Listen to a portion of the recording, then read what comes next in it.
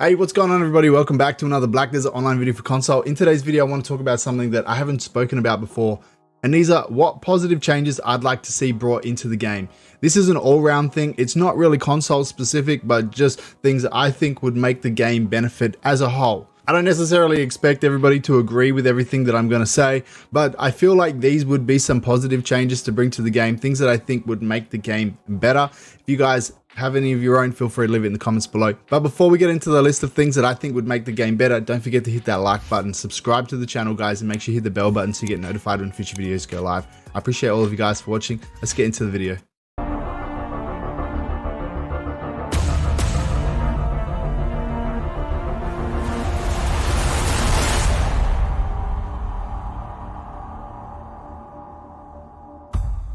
Okay guys, so the first thing that I want to talk about, the first thing that I have an idea for is PvP or PVX ranks and leaderboards. So at the moment, PvP outside of Siege, outside of Node Wars and Red Battlefield, when it comes back to the game, PvP in the game is dead. It's completely pointless. There's absolutely zero reason to do any PvP in this game outside of those three things, except for pushing people off your rotation when they get in, or just to be toxic, really. That's the only reason that you would PvP in this game. There's 0 point, there's 0 rewards for doing PvP, and which is kind of surprising because this game is pushed as a PvP game. There's just not really many incentives to do PvP in the game.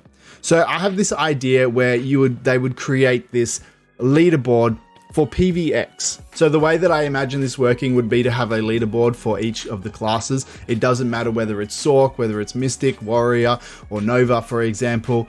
You could have a leaderboard for each class. And the way that I imagine this working, the way that organize this leaderboard would have a point system. So every time you kill somebody on a global server in a PVX situation, then you would get points. If you lost a fight, you would lose points. If you killed somebody who was undergeared, like a life skiller, you would lose points. This would probably maybe help to prevent people farming life skillers. The reason I think that this would be a good idea is because at the moment, the way that the game is, essentially it's just a massive dick measuring competition where somebody wants to claim that they're the best Sage on NA, for example. If you had a leaderboard with a point system that actually showed a specific player on top as number one, then it wouldn't be a dick measuring competition. Somebody could actually then claim that title of being the best Sorc on EU.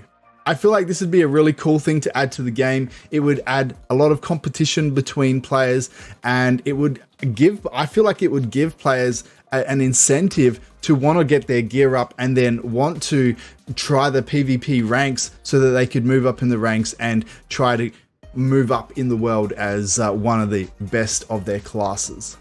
Obviously, this is just a rough idea of how this would work. If something like this was going to be implemented, it would need a lot more kind of thought process put into it on the specifics, but I feel like just something like this would be a really cool idea. Let me know what you guys think about this.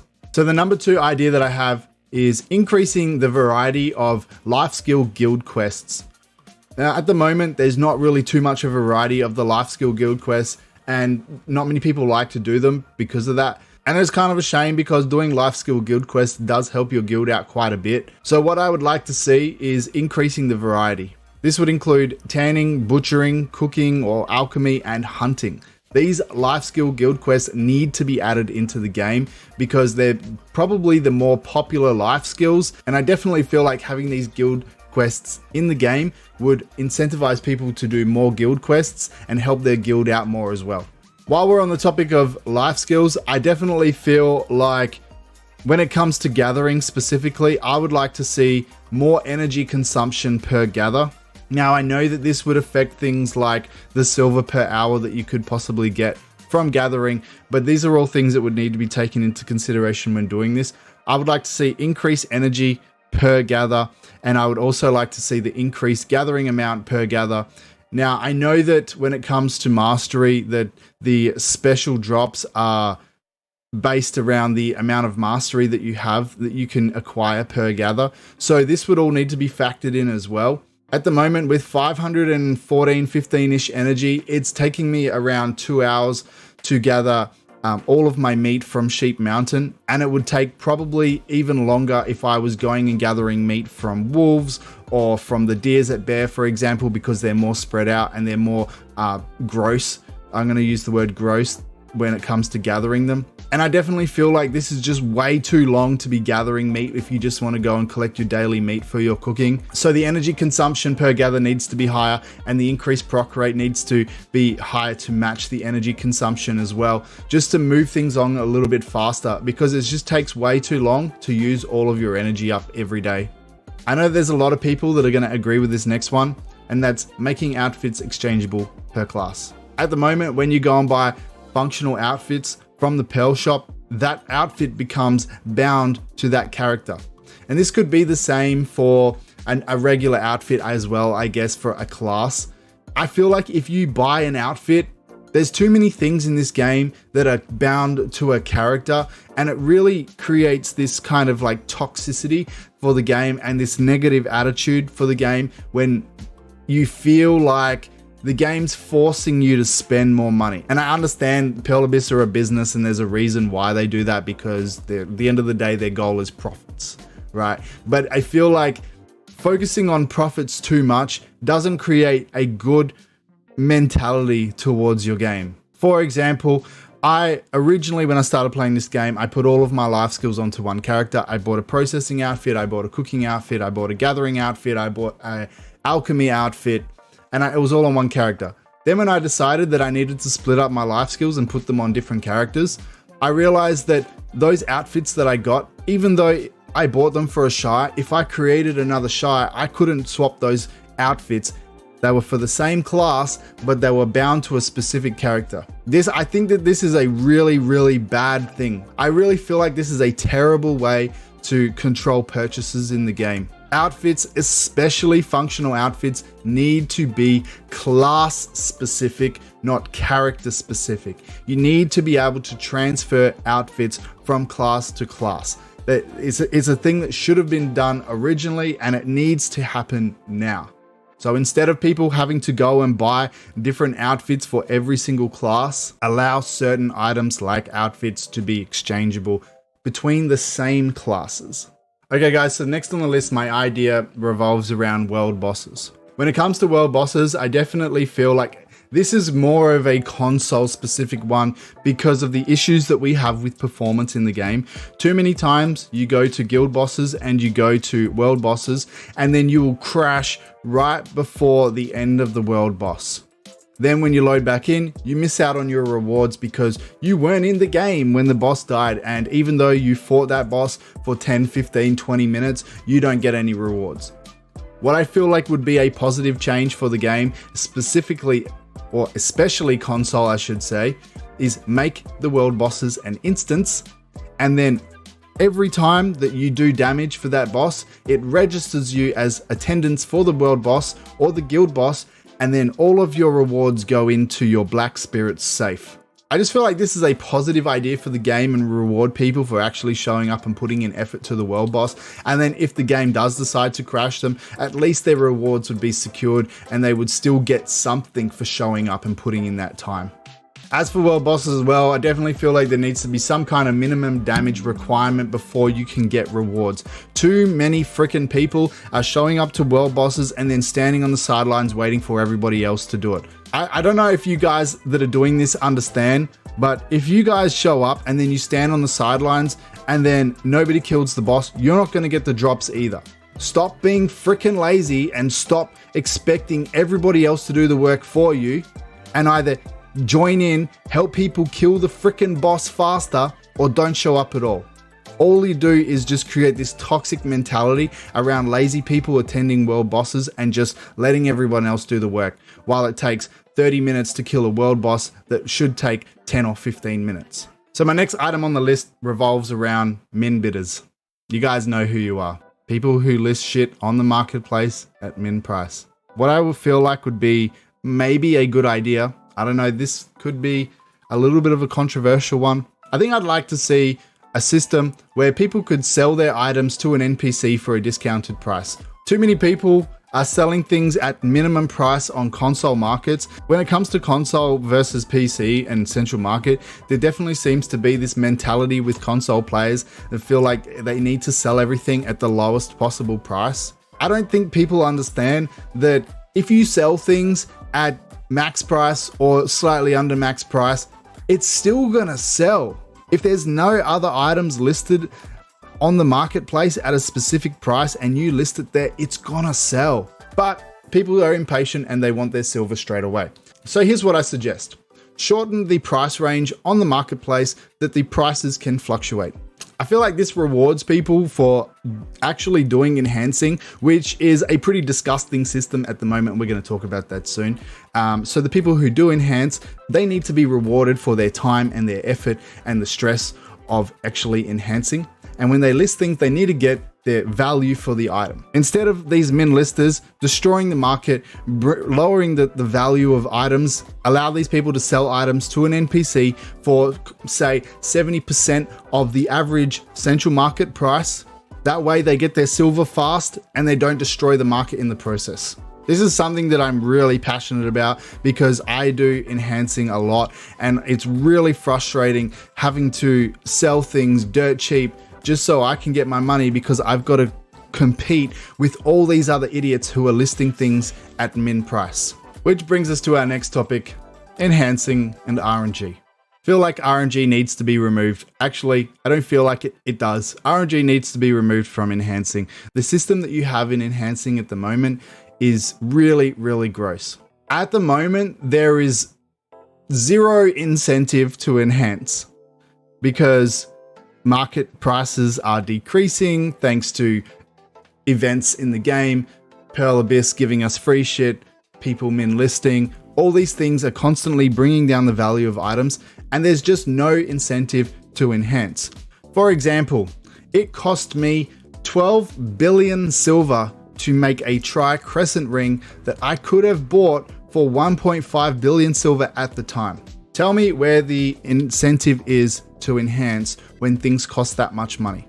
Now, I know people get lucky occasionally and it doesn't cost them that much money, but some people get really unlucky. And this is the problem with RNG. RNG creates this system of gambling because at the end of the day, that's all enhancing is in Black Desert. It's gambling. You're going to either get it or you're not. It doesn't matter what your percentages are. If you have a 50% or hell, even a 70% chance to succeed, you should not be failing 10 times in a row. If you have a 40% chance to succeed, you should not be failing 10 times in a row. Statistically, if you did this 1,000 times, you would probably get that enhancement one every 2.5 times at 40%. But at the moment, you've got RNG thrown on top of that, which makes percentages completely irrelevant, and it's just gambling. You're either going to get it or you're not. Make enhancing purely based off mathematical equations. I don't care what anybody tells me, and you could never change my mind on this. You need to make enhancing a mathematical procedure. It needs to be based on percentages and nothing else. You need to have a statistical chance of actually acquiring items. Don't make items super easy to acquire, but just make them fair. That's all that I'm saying, is make enhancing fair. Because at the moment, enhancing is pointless. What's the point of enhancing when it costs you 10 times the value to make an accessory? So that's my take on enhancing. Let me know what you guys think about that. Okay guys, my next item on the list, improved rewards for PVE content. At the moment, people can join PvP guilds and do sieges and node wars and come out of it with big money. Besides sea monster hunting, which you can earn decent money from sea monster hunting, but let's be real, it's a very niche thing that not everybody wants to do. Whereas PvP is a more widely accepted and fun thing that you can do in the game, and you can make good money doing it. Now, when I say good money as well, I'm talking in the billions. People can earn billions of silver from being in a siege guild or a node war guild that wins. And even those who don't win can still earn really good money from doing it. Now, Pearl Abyss are always going on about they don't want to increase the gear gap between new players and veteran players? Well, giving people billions of silver as a reward for doing Siege is doing exactly what they say they don't want to do. You're giving people the funds to go and buy more gear. And the reason it extends the gear gap is because these top Siege guilds, these top Node War guilds, are only recruiting people who have gear. So it doesn't give new players the opportunity to go and do them. Yeah, you can do lower tier Node Wars and stuff like that, but they don't get the rewards that these other guilds are getting. They don't get the same rewards. It's not fair. It's not fair. It's not even. PvE. Create an activity in the game that PvE guilds can do to compete against each other and earn the same or similar rewards for doing these activities. An idea that I had would have this activity go for between 1 and 2 hours and make each guild have to craft something like a statue, for example, right? And each statue would require certain items. It would require people to go and do tanning. It would require people to go and chop trees. It would require various materials that they would need to collect and bring and put into this item, this architecture, this statue, this whatever this is, building, doesn't matter. As the materials come in, the item that they're building gets bigger, it gets more complete, and they have X amount of time to complete it. The first guild that completes this task wins, and it has their guild name on it. And for example, it can stay there. This statue can stay in a specific place for everybody to see, everybody to look at, and everybody would know the name of the PvE guild that won this task. You could have multiple guilds competing at the same time, 3 or 4 guilds competing at the same time, and you could have different place prizes depending on the amount of guilds that were involved in this. I definitely feel like something like this would be more fun and very interactive and creates teamwork with your guild and more leadership for PvE guilds. I definitely feel like something like this would be a lot of fun, and I don't know, let me know what you guys think about some kind of friendly competition in the game for PvE guilds that would reward these guilds with the same benefits for doing PvP content like Sieges and Node Wars. Let me know what you guys think about that. I definitely feel like this is a good idea that needs some serious consideration when it comes to PvE activities in the game. Okay guys, second last idea that I have, rewards. Just general rewards. I feel like the rewards in this game are really outdated. Like I feel like this game feels like it's 10 years old and it's just progressed over 10 years old, and so many things have just moved really rapidly and expanded and developed, but the rewards have stayed the same. You're looking at like really high-end gear scores now, you're looking at really high-end content in the game, and then you get stupid rewards that just are kind of irrelevant. And this includes things like the daily login rewards. Shakatu seals need to be updated, especially on console. Our console Shakatu seal exchange list is severely outdated. We need to get the new one that PC has, and hell, even just update that one as well while you're at it. Next, we've got Red Battlefield rewards, severely need to be updated. Altar of Blood rewards need to be updated. Pit of Undying rewards need to be updated. General just questing rewards, certain questing, the rewards there need to be updated. Giving people rewards like an Atarna's Firefly, like this is freaking useless. Nobody wants this stuff. Also, the personal achievement rewards, like, you know, spending 5,000 hours in the game or 300 days in the game. These rewards need to be updated. The rewards that people can achieve by just playing the game and achieving like certain milestones, these rewards need to be updated. These are just a few examples of certain things in this game that the rewards need to be completely overhauled and bring up to date with the current state of the game. Make these activities worthwhile, make them worth people doing. Altar of Blood, Pit of Undying, Red Battlefield, make the rewards something that make people want to go and do these activities. Make the rewards substantial, but not so substantial that it makes people really easy to progress in the game. Obviously, we know, Korean MMOs, they don't like people progressing too easy, but make them substantial, make them like want people to do these activities. At the moment, no one wants to do them. That's why this content is dead. No one talks about it. And if you ask somebody about it, they basically tell you not to do it because it's not worth your time. This is not the kind of mentality that you want to have around content in your game. You want every single aspect of your game to make people want to do it. And a big one that I missed, Ataraxian. The rewards in Ataraxian need to be updated and they need to be improved as well. All this content it's good content. It just there's no incentives for doing it. That's what I'm getting at. Let me know what you guys think about that. All right, guys, the last item that I have is allow us players to transfer items from a character's inventory to a storage remotely. Seriously. If a character is in a town, allow us to transfer the items from that character's inventory into that local storage. I don't feel like this is a big thing to implement. I don't really feel like this is asking too much, but this would be a massive quality of life change instead of having to switch to a character every time you need to pull something out of that character's inventory.